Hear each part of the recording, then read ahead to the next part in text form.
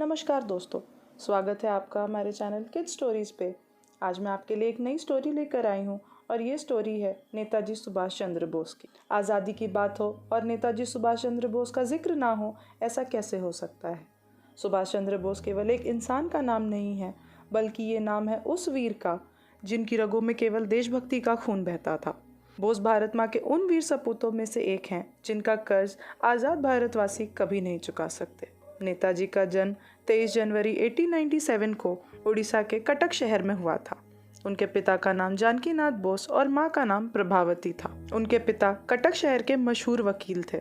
बोस एक संभ्रांत परिवार से थे, इसलिए उन्हें अच्छी शिक्षा प्राप्त हुई थी। इन्होंने कोलकाता के स्कॉटिश चर्च कॉलेज से दर्शन शास्त्र में स्नातक की डिग्री हासिल की थी।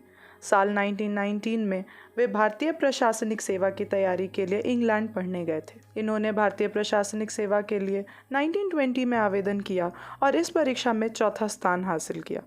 लेकिन भारत माँ के इस दुलारे बेटे ने जब जलियांवाला बाग का नरसंहार देखा तो इनका मन व्यथित हो गया और इन्होंने 1921 में प्रशासनिक सेवा से इस्तीफा दे दिया।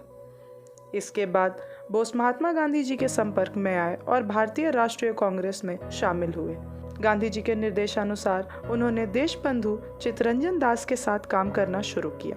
1928 में जब साइमन कमीशन आया तब कांग्रेस ने इसका विरोध किया। 1928 में कांग्रेस का वार्षिक अधिवेशन मोतीलाल नेहरू की अध्यक्षता में कोलकाता में हुआ। उस दौरान गांधी जी पूर्ण स्वराज की मांग से सहमत नहीं थे। वहीं सुभाष को और जवाहरलाल नेहरू को पूर्ण स्वराज की मांग से पीछे हटना मंजूर नहीं था। अंत में यह तय किया गया कि अंग्रेज सरकार को डोमिनियन स्टेटस देने के लिए 1 साल का वक्त दिया जाएगा। अगर 1 साल में अंग्रेज सरकार ने यह मांग पूरी नहीं की तो कांग्रेस पूर्ण स्वराज की मांग करेगी। परंतु अंग्रेज सरकार ने यह मांग पूरी नहीं की, इसलिए 1930 में जब कांग्रेस का वार्षिक अधिवेशन जवाहरलाल नेहरू की अध्यक्षता में लाहौर में हुआ और वहां तय किया गया कि 26 जनवरी का दिन स्वतंत्रता दिवस के रूप में मनाया जाएगा। 26 जनवरी 1931 को कोलकाता में राष्ट्रध्वज फहराकर सुभाष एक विशाल मोर्चे का नेतृत्व कर रहे थे। तभी पुलिस ने उन पर लाठी चलाई और उन्हें घायल कर जेल भेज दिया। जब सुभाष जेल में थे तब गांधी जी ने अंग्रेज सरकार से समझौता किया और सभी कैदियों को रिहा करवाया। लेकिन अंग्रेज सरकार ने भगत सिंह जैसे क्रांतिकारियों को रिहा करने से साफ इनकार कर दिया। सुभाष चाहते थे कि इस विषय पर गांधी जी अंग्रेज सरकार के साथ किया गया समझौता तोड़ दें, लेकिन गांधी जी अपनी ओर से दिया गया वचन तोड़ने को राजी नहीं थे। अंग्रेज सरकार अपने स्थान पर अड़ी रही और भगत सिंह व उनके साथियों को फांसी दे दी गई। भगत सिंह को बचा ना पाने के कारण बोस बहुत नाराज हुए। सुभाष को जल्द ही बंगाल अधिनियम के अंतर्गत दोबारा जेल में डाल दिया गया। इस दौरान उनको करीब 1 साल तक जेल में रहना पड़ा और बाद में बीमारी की वजह से उनको जेल से रिहाई मिली। उनको भारत से यूरोप भेज दिया गया। वहां उन्होंने भारत और यूरोप के मध्य राजनीतिक और सांस्कृतिक संबंधों को बढ़ाने के लिए कई शहरों में केंद्र स्थापित किए। उनके भारत आने पर पाबंदी होने के बावजूद भी वो भारत आए और परिणामतः उन्हें 1 साल के लिए जेल जाना पड़ा। 1937 के चुनाव के बाद कांग्रेस पार्टी 7 राज्यों में सत्ता में आई और इसके बाद सुभाष को रिहा किया गया। इसके कुछ समय बाद सुभाष कांग्रेस के हरिपुरा अधिवेशन 1938 में अध्यक्ष चुने गए। अपने कार्यकाल के दौरान सुभाष ने राष्ट्रीय योजना समिति का गठन किया। 1939 के त्रिपुरी अधिवेशन में सुभाष को दोबारा अध्यक्ष चुन लिया गया। इस बार सुभाष का मुकाबला पट्टाभी सीतारमैया से था। सीतारमैया को गांधी जी का पूर्ण समर्थन प्राप्त था, फिर भी 203 मतों से सुभाष चुनाव जीत गए। लेकिन गांधी जी ने पट्टाभी सीतारमैया की हार को अपनी हार बताकर अपने साथियों से कह दिया कि अगर वे सुभाष के तरीकों से सहमत नहीं हैं तो वे कांग्रेस से हट सकते हैं। इसके बाद कांग्रेस कार्यकारिणी के 14 में से 12 सदस्यों ने इस्तीफा दे दिया। 1938 का वार्षिक कांग्रेस अधिवेशन त्रिपुरा में हुआ। इस अधिवेशन के समय सुभाष बाबू तेज बुखार से इतने बीमार हो गए थे कि उन्हें स्ट्रेचर पर लेटाकर अधिवेशन में लाना पड़ा।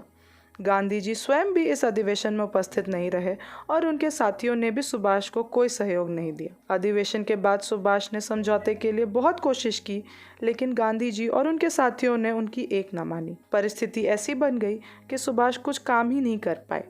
आखिर में तंग आकर 29 अप्रैल 1939 को सुभाष ने कांग्रेस अध्यक्ष पद से इस्तीफा दे दिया। 3 मई 1939 को सुभाष ने कांग्रेस के अंदर ही फॉरवर्ड ब्लॉक के नाम से अपनी पार्टी की स्थापना की। बाद में फॉरवर्ड ब्लॉक अपने आप एक स्वतंत्र पार्टी बन गई। द्वितीय विश्व युद्ध शुरू होने से पहले फॉरवर्ड ब्लॉक ने स्वतंत्रता संग्राम को और अधिक तीव्र करने के लिए जन जागृति शुरू की। द्वितीय विश्व युद्ध के दौरान सुभाष जेल में निष्क्रिय रहना नहीं चाहते थे। सरकार को उन्हें रिहा करने पर मजबूर करने के लिए सुभाष ने जेल में आमरण अनशन शुरू कर दिया। हालत खराब होते ही सरकार ने उन्हें रिहा कर दिया, मगर अंग्रेज सरकार यह भी नहीं चाहती थी कि सुभाष युद्ध के दौरान मुक्त रहे, इसलिए सरकार ने उन्हें उनके ही घर में नजरबंद कर दिया।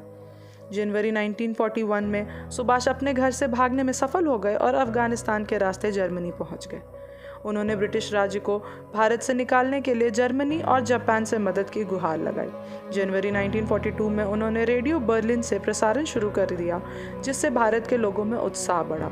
वर्ष 1943 में वो जर्मनी से सिंगापुर आए। पूर्वी एशिया पहुंचकर उन्होंने रास बिहारी बोस से स्वतंत्रता आंदोलन का कमान लिया और आज़ाद हिंद फौज का गठन किया और नारा दिया था कि तुम मुझे खून दो, मैं तुम्हें आज़ादी दूंगा। इसके बाद सुभाष चंद्र बोस को नेताजी कहा जाने लगा। द्वितीय विश्व युद्ध के दौरान आज़ाद हिंद फौज ने जापानी सेना के सहयोग से भारत पर आक्रमण किया।